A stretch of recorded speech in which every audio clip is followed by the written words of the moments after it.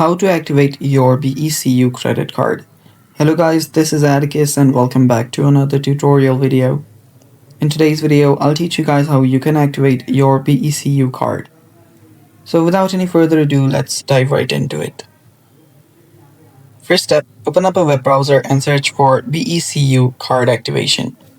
Then you'll find this steps by BECU's website itself that to activate your card, what you'll need to do is log in into your online banking and select your account services tab.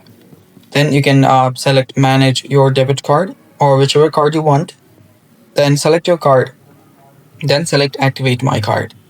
After you select activate my card, your card will begin activation process and you should be good to go. And if you also want to change your PIN while you activate your card, you can simply go ahead and select change my PIN on card that you just activated, enter new PIN and confirm it.